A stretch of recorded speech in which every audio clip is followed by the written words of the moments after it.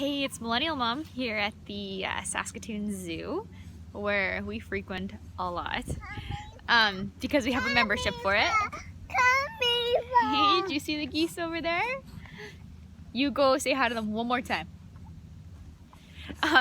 And so today I'm just going to do a quick little video talking about where it's worth buying a membership and where to not bother spending money on a membership, and a few things to remember when you're thinking of buying memberships to places with little tykes. Because believe me, buying memberships to quality places that you're actually going to go a lot is a great way to keep kids socializing, get yourself out of the house, teach them things. It's awesome. But there are some places that are a big waste of money. Believe me, we bought memberships for every place under the sun. So here are a few things now I think through before we buy memberships. Okay, so an obvious one that I'm sure most people do anyways, but count up what the membership costs and how many times it would take for you and your kids. And like oftentimes they'll count your spouse, but as a mom who spends most of the time with the kids when my husband's at work, it's usually me coming, so I just count myself and them. Oof, did it go on the ground though? Yeah, so it's something we have to take home and wash, right? So count that up and see how many times you'd have to go before you pay for a membership to see if it's worth it. Okay, that's obvious. Second of all, think of... Yeah? Okay, she'll come as soon as we're done the video. We have a couple more minutes. Guess what? I need you to go over there and see if you can see any moose through that fence.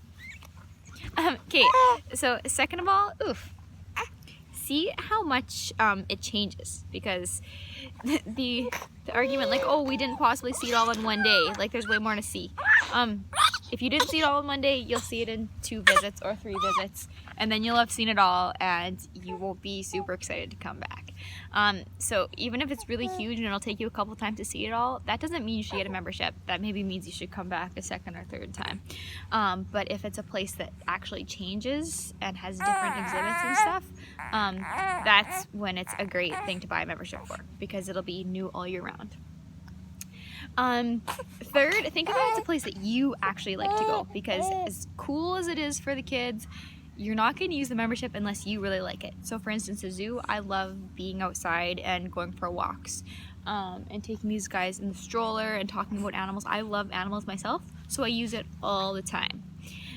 If I wasn't into animals and if I didn't like outside, I wouldn't buy it, because then I wouldn't use it. For instance, one place we bought a membership for, and I love the museum, but we bought a membership for just like our regular, not a kids museum, just our regular museum, because we had a really cool experience there with our toddler last year. So we're like, oh, this is great, we'd totally do this again.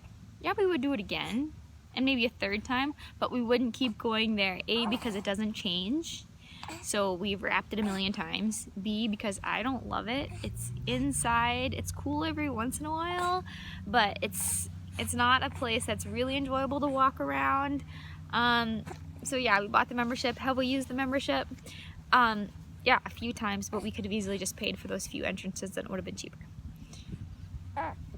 So there's a few tips about when you're looking to buy membership places. Think about if it changes, if you really like it, and think about how many times you would realistically go and if it's worth membership. Okay, back to the zoo. See you later.